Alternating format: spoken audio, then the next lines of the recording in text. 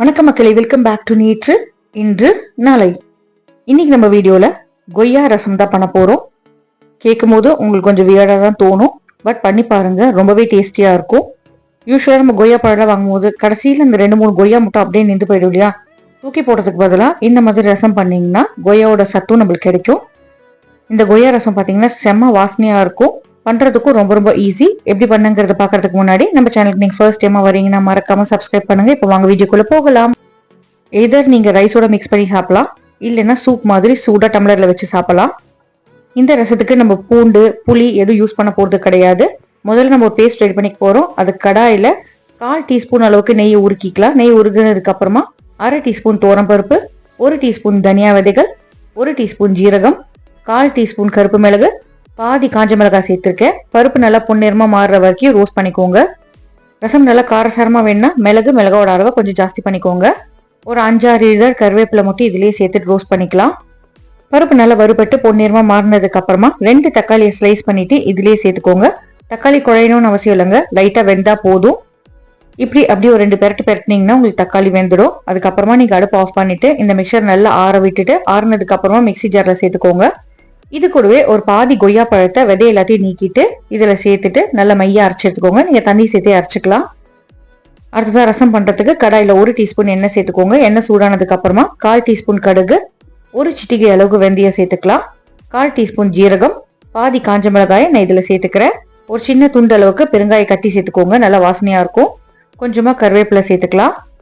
இதுலயே நம்ம வாசனைக்கு ஒரு பச்சை மிளகாயை அப்படியே லைட்டா கீறிட்டு சேர்த்துக்கலாம். ஃபிளேவர் நல்லா வெளியில வரும், காரம் ரொம்ப வராது. கொய்யாப்பழத்தோட வாசனை டாமினேட் பண்ணக்கூடாது இல்லையா? அதுக்காக இஞ்சியை நல்லா பொடி பொடியாக நறுக்கிட்டு சேர்த்துக்கோங்க. 1/2 ஸ்பூன் அளவுக்கு நான் இஞ்சி சேர்த்திருக்கேன். ஒரு தக்காளியை பொடி பொடியாக நறுக்கிட்டு இதுல சேர்த்துக்கலாம். தக்காளி நல்லா வேகிற வரைக்கும் பிரட்டிக்கோங்க. மொத்தமா இந்த கடாய் ரசத்துக்கு நான் 2 கொய்யா சேர்க்க போறேன். 1/2 கொய்யாவை நான் அரைக்கும் போது யூஸ் பண்ணிக்கிட்டேன். மீதி 1/2 கொய்யாவை நல்லா கட் பண்ணிட்டு உள்ள இருக்கிற விதையெல்லாம் நீக்கிட்டு பொடி பொடியாக நறுக்கிட்டு இந்த தக்காளி கூடவே நான் சேர்த்துக்கிறேன். நல்லா கலந்து விட்டுக்கோங்க. பெரட்டும் போதே உங்களுக்கு கொய்யா பழம் பாதி அளவுக்கு வெந்துடும். நீங்க சீட்ஸோட போட்டீங்கன்னா உங்களுக்கு சாப்பிடும்போது கடுக்குன்னு வாயில மாட்டோம். வயசானவங்க குழந்தைங்களா இருந்தாங்கன்னா கடிக்க முடியாது. ஒரு டிஸ்டர்பிங் ஃபீல் இல்லாம இருக்கும் நீங்க சீட்ஸை ரிமூவ் பண்ணிட்டீங்கன்னா. ஒரு சிட்டிகை அளவுக்கு மஞ்சள் பொடி சேர்த்துட்டு கலந்து விட்டுக்கலாம். இப்போ இது வேகிறதுக்கு உங்களுக்கு எவ்வளோ ரசம் வேணுமோ அதுக்கு ஏற்ற மாதிரி தண்ணி சேர்த்துக்கோங்க. தண்ணியோட அளவு தாங்க உங்களுக்கு எவ்வளோ ரசம் வேணுங்கிறத டிசைட் பண்ணும். இந்த ரசத்துக்கு தேவையான அளவுக்கு நம்ம உப்பு சேர்த்துட்டு ஒரு 1/2 கப் அளவுக்கு வேக வச்ச பருப்பு சேர்த்துக்கலாம். ஒரு கொதி வந்ததுக்கு அப்புறமா அரைச்சி வச்சிருக்கிற பேஸ்ட்டை சேர்த்துக்கோங்க. தக்காளி, கொய்யா பழம், அதுக்கப்புறம் மிளகு ஜீரகம் வறுத்து அரைச்சோம் இல்லையா, அந்த பேஸ்ட் மறக்காம மிக்சி ஜார் அலம்பிட்டு அந்த தண்ணியுமே சேர்த்துருங்க. நிறைய ஃபிளேவர்ஸ் அதுல இருக்கும். நல்லா இந்த ரசம் நுரைச்சு கொதிச்சு வரணும், அது வரைக்கும் வெயிட் பண்ணுங்க. நீங்க ஒரு 4-5 ஸ்பூன் பருப்பை தண்ணி சேர்த்து வேக வச்சாலே உங்களுக்கு 1/2 கப் பருப்பு வந்துருங்க. இப்போ ரசத்துக்கு எனக்கு கொஞ்சம் உப்பு தேவைப்பட்டது, அதனால நான் இன்னும் கொஞ்சம் உப்பு சேர்த்துக்கிறேன். நல்லா கலந்து விட்டுட்டு கரண்டியால கொய்யா பழத்தை லைட்டா அப்படியே மசிச்சு விடுங்க. நிறைய ஃபிளேவர்ஸ் வெளியில வரும். ரொம்ப பழுத்த கொய்யா யூஸ் பண்ணாம ஓரளவுக்கு செமி ரைப்டா இருக்கிற கோவா யூஸ் பண்ணீங்கன்னா ரொம்ப கொய்யா டாமினேட் பண்ணாம இருக்கும்.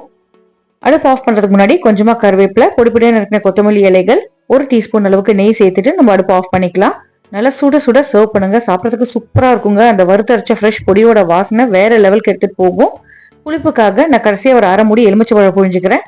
ஏற்கனவே தக்காளியில புளிப்பு இருக்கும், ஸோ எலுமிச்சைப்பழம் கொஞ்சம் புழிஞ்சா போதும்.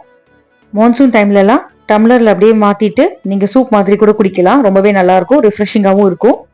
சர்வ் பண்ணும்போது கிளறிட்டு சர்வ் பண்ணுங்க. அப்பதான் அடியில இருக்க கொய்யா பழம், தக்காளி எல்லாம் உங்களுக்கு மேல வரும். ஆனஸ்டா சொல்றேங்க, கேட்கும் போது தான் வியர்டா இருக்கும், பட் டேஸ்ட் செம்ம சூப்பரா இருந்தது. கட்டாயமா ட்ரை பண்ணி பாத்தீங்கன்னா நீங்களே கமெண்ட்ஸ்ல வந்து எனக்கு ரெஸ்பாண்ட் பண்ணுவீங்க. சூப்பரான இந்த ரசத்தை உங்க வீட்டுல கண்டிப்பா ட்ரை பண்ணி பாருங்க. ட்ரை பண்ணி பார்த்துட்டு எப்படி வந்ததுங்கிறத எனக்கு மறக்காம கமெண்ட்ஸ்ல சொல்லுங்க. நம்ம சேனலுக்கு நீங்க ஃபர்ஸ்ட் டைமா வரீங்கன்னா லைக் பண்ணுங்க, ஷேர் பண்ணுங்க, சப்ஸ்கிரைப் பண்ணுங்க. இன்னும் நல்ல வீடியோவோட நல்ல ரெசிபியோட உங்களை நான் சீக்கிரமே சந்திக்கிறேன். Until then, take care. Bye bye. Have a great day. Thanks for watching.